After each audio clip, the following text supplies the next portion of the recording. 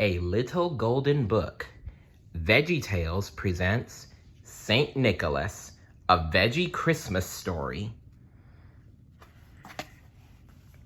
Adapted by Karen Poth. Illustrated by John Troust. Based on the Veggie Tales video, Saint Nicholas, a Veggie Christmas Story. Are you ready? Here we go.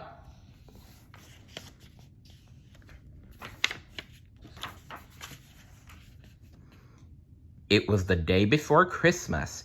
Everyone in town was shopping, decorating, and running errands. Junior was busy finishing up his list for Santa when a question popped into his head. If Christmas is when we celebrate the birth of Jesus, Junior asked, what does St. Nicholas have to do with that? That's a great question, Bob the Tomato said. Junior, Annie, Laura, and Jimmy got quiet as Bob told them this story.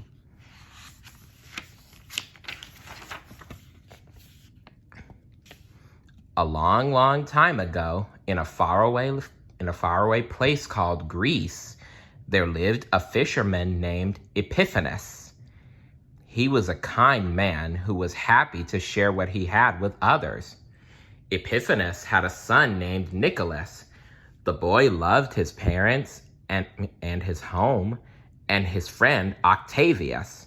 But most of all, he loved fishing with his father. One night, while Nicholas and his father were fishing, a huge ship pulled into port. Gustav, the ship's captain, handed his tired workers their wages as they left the ship. "This is not enough to feed my family," said one worker. "That is too bad," shouted the stingy Gustav, pushing the man along. Epiphanes felt sorry for the worker. "If it's food you need, knock on my door," he said. "You will not leave hungry." "You're a wonderful man, Epiphanes." Later that night, Nicholas asked his father, "If we give away our fish, will I have to work for Gustav?" "No," his father replied. "God has blessed us with much. Don't worry. When you're grown up and I am gone, our boats will belong to you." It wasn't long before his parents were gone, and Nicholas was left alone to take care of his father's fishing business. The townsfolk came to Nicholas for fish to feed their families, but there were too many people. "I can't do this without my father," Nicholas said to Octavius. "I'm leaving." Nicholas climbed aboard a fishing boat and set sail.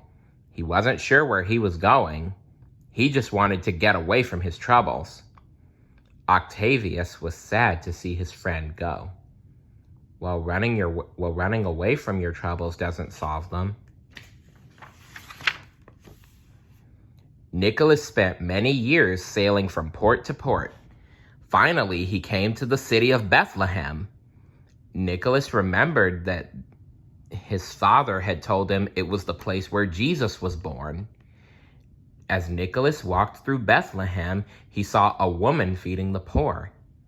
"God loves you," she said as each grateful person left her table. "Go in peace." "Oh, yes, it's Sister Claire."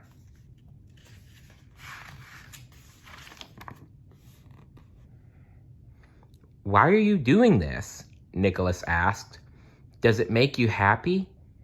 "I do it because I am happy," the woman replied. "My love is a gift to them, just as God's Son was a gift to me." For the first time, Nicholas realized that his parents had given to others because God had given to them. "It's time for me to go home and finish my parents' work," Nicholas shouted. When Nicholas got home, everything was different. Gustav was the mayor. He owned every booth in the marketplace and every store on the square. Gustav had left the townsfolk with nothing. As Nicholas stood there, He read Gustav's latest decree.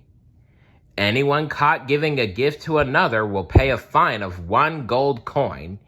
If they cannot pay, they will be thrown in jail forever. What?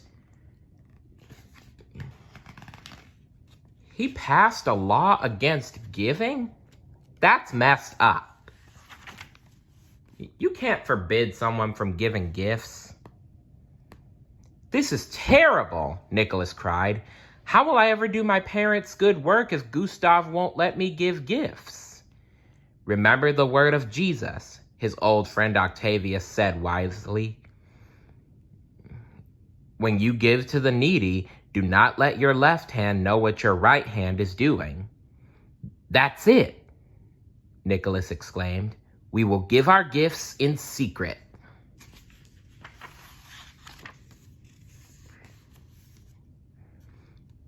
That night, Nicholas and Octavius slipped out into the city to give gifts.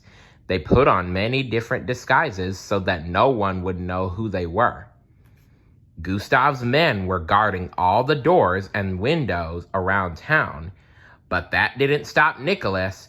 He and Octavius jumped quietly from rooftop to rooftop. Ho, ho, ho! Nicholas laughed in his new disguise with his bag of gifts thrown over his shoulder. No matter how hard Gustav's guards looked, they could not find Nicholas.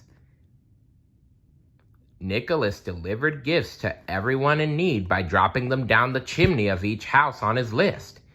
After many years, people all over the world began to give gifts on one special night of the year.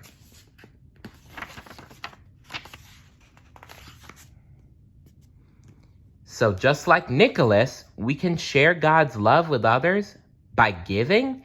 Junior asked when Bob finished his story.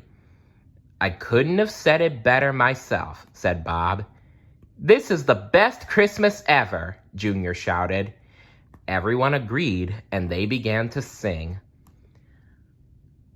I can love because God loves me. I can give because God gave. Jesus' love is why I'm smiling, why I'm giving Christmas Day. The end. So what did you learn from Nicholas's story? Let me know in the comments below. See you later. Bye.